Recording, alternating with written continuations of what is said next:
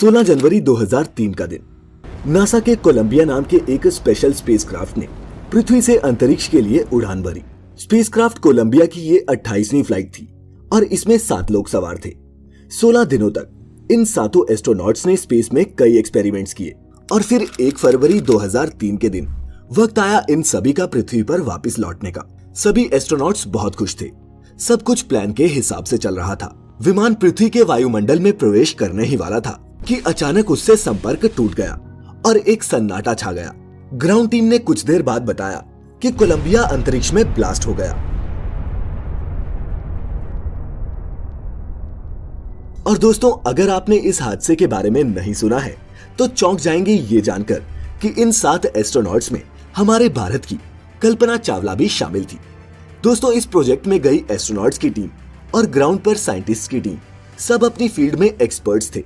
Colombia का अंजाम ऐसा होगा ये किसी ने भी नहीं सोचा था। लेकिन दोस्तों, स्पेस में जाकर एक कंट्रोल्ड एनवायरनमेंट में एक्सपेरिमेंट करना एक बात है, असली और खतरनाक खेल तो अंतरिक्ष में जाने और वहां से वापस पृथ्वी पर आने का है। आज हम इस वीडियो में स्पेस में इंसान के जाने और वापस धरती पर आने के इसी जटिल विज्ञान को आसान भाषा में समझेंगे। तो दोस्तों, बने रहे मेरे साथ अगले कुछ मिनटों के लिए, क्योंकि ये अंतरिक्ष की यात्रा है, थोड़ा समय तो लेगी ही।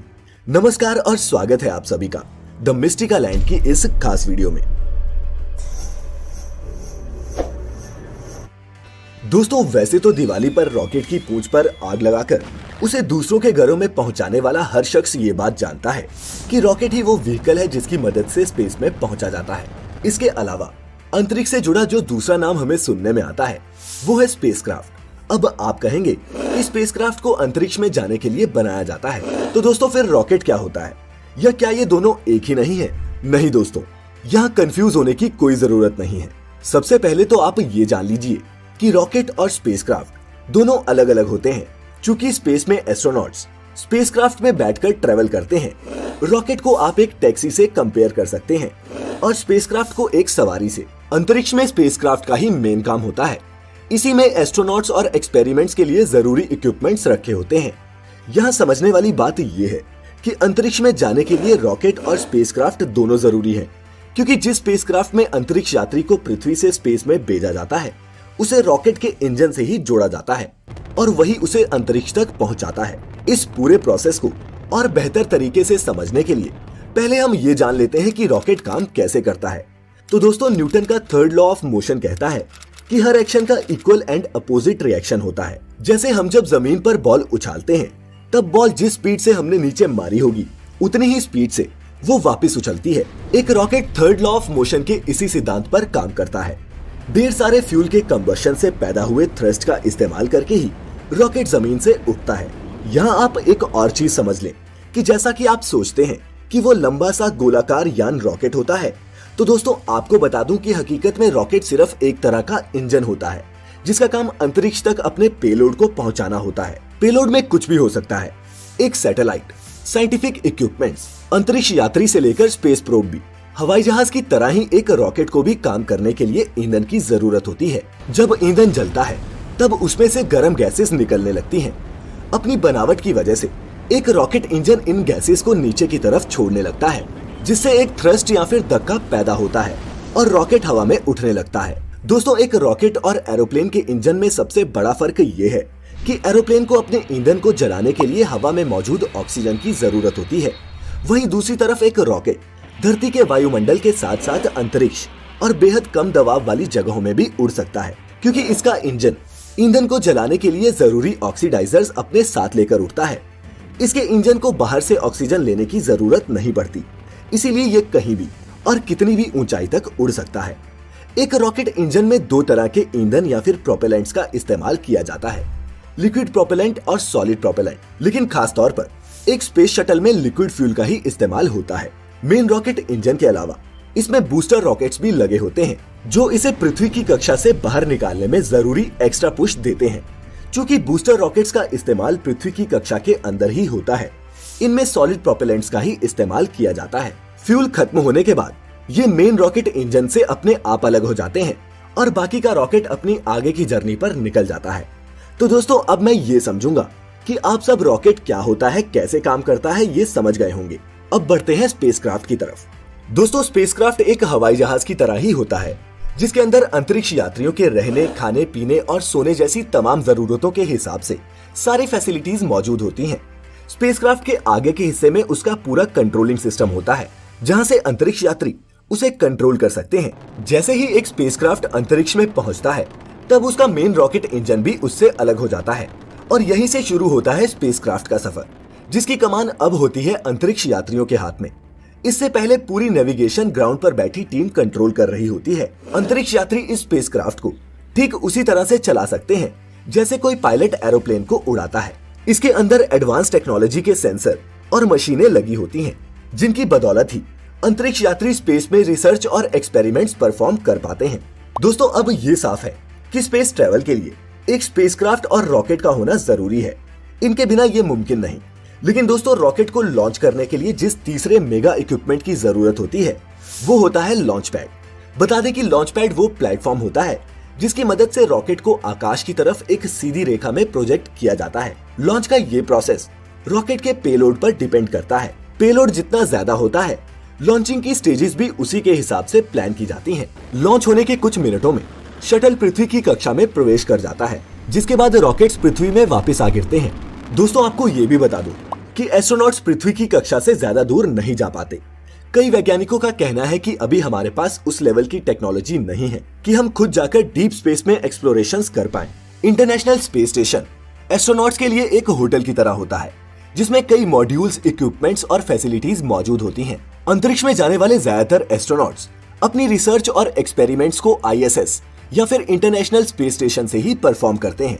ISS पर कैसी होती है एस्ट्रोनॉट्स की जिंदगी, डिटेल में जानने के लिए आप हमारी एक दूसरी वीडियो देख सकते हैं, जिसमें हमने एस्ट्रोनॉट्स की स्पेस लाइफ के हर पहलू के बारे में डिटेल से बताया है। उस वीडियो का लिंक आपको डिस्क्रिप्शन में मिल जाएगा। लेकिन अभी हम ये जानेंगे कि अपने सभी एक्सपेरिमेंट्स करने और कई दिन स्पेस में बिताने के बाद ये एस्ट्रोनॉट्स धरती पर लौटते कैसे हैं। आप में से कुछ कहेंगे कि जिस तरह वो रॉकेट के जरिए स्पेस में पहुंचे थे, उसी तरह एक रॉकेट के जरिए वो पृथ्वी पर वापस आ जाएंगे। लेकिन दोस्तों, अगर आप ये वीडियो ध्यान से देख रहे हैं तो आप जानते होंगे कि स्पेसक्राफ्ट के साथ वापसी के वक्त कोई रॉकेट होता ही नहीं। अंतरिक्ष में पहुंचने के बाद रॉकेट उससे अलग हो जाता है।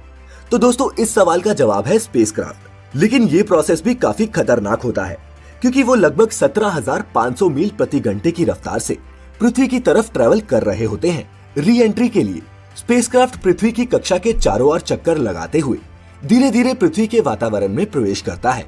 पृथ्वी के वायुमंडल में प्रवेश करते हुए स्पेसक्राफ्ट को तेज और गर्म हवाओं का सामना करना पड़ता है। ये हवाएं इतनी खतरनाक होती हैं कि इनके दबाव और घर्षण के कारण स्पेसक्राफ्ट जलकर राख भी हो सकता है। इस कंडीशन से बचने के लिए स्पेसक्राफ्ट की ऊपरी सतह पर एक खास तरह की हीट रेजिस्टेंट चादर लगाई जाती है। अगर किसी कारण से ये चादर ना हो या फिर टूट जाए तो स्पेसक्राफ्ट का पृथ्वी पर सही सलामत वापस आना काफी मुश्किल हो सकता है। फिर जैसे जैसे ये स्पेसक्राफ्ट पृथ्वी की सतह के नजदीक आता जाता है, वो जमीन के पैरेलल उड़ने लगता है और फिर आता है लैंडिंग का टाइम, जो किसी भी एस्ट्रोनॉट के लिए काफी क्रूशियल होता है। क्राफ्ट की लैंडिंग का ये प्रोसेस किसी एरोप्लेन की लैंडिंग के प्रोसेस की तरह ही होता है, लेकिन फर्क ये होता है दोस्तों कि स्पेसक्राफ्ट की स्पीड बहुत ज्यादा होती है। इसीलिए लैंडिंग के वक्त इसमें पीछे की तरफ एक पैराशूट भी खुलता है।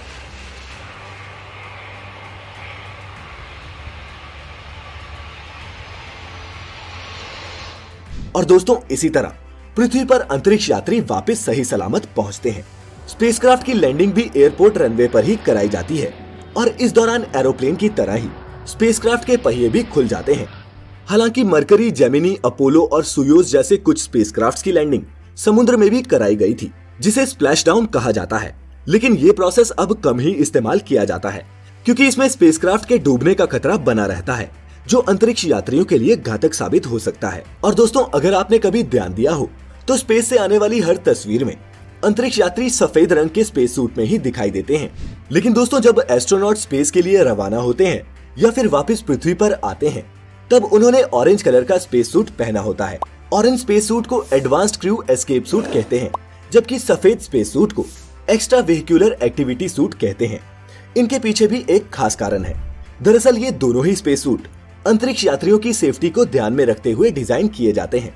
स्पेस सूट का रंग ऑरेंज होने के पीछे की सबसे बड़ी वजह ये होती है कि इसका रंग दूसरे रंगों से ज्यादा विजिबल होता है।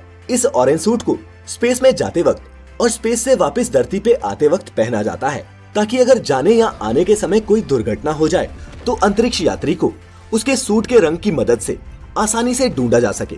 ऑरेंज सूट में पैराशूट और नाइफ जैसी कई चीजें अटैच्ड होती हैं, जिससे किसी दुर्घटना होने की स्थिति में एक अंतरिक्ष यात्री की जान बच सके। साथ ही इस सूट में एक लाइफ राफ्ट भी होती है, जो पानी के संपर्क में आते ही अपने आप खुल जाती है। वहीं बात करें सफेद स्पेस सूट की, तो अंतरिक्ष यात्री स्पेस में इसे इसलिए पहनते हैं ताकि वो अंतरिक्ष के घने अंधेरे में दूर से ही दिख जाए।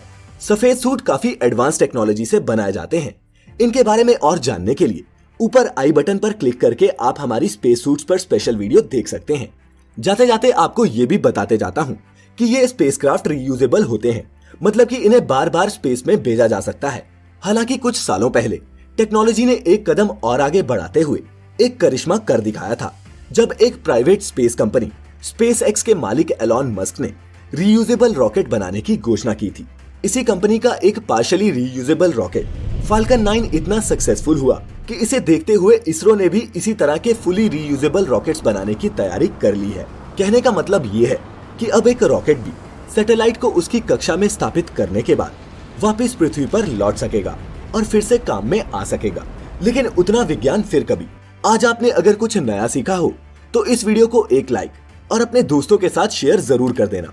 साथ ही अगर आप हमारी वीडियो पहली बार देख रहे हैं तो ऐसी और भी इंटरेस्टिंग इन्फॉर्मेटिव वीडियोस देखते रहने के लिए सब्सक्राइब करें हमें YouTube पर और लाइक करें हमारा Facebook page the Mystica land. फिलहाल आज के लिए इतना ही। वीडियो अंत तक देखने के लिए आप सभी का बहुत बहुत शुक्रिया।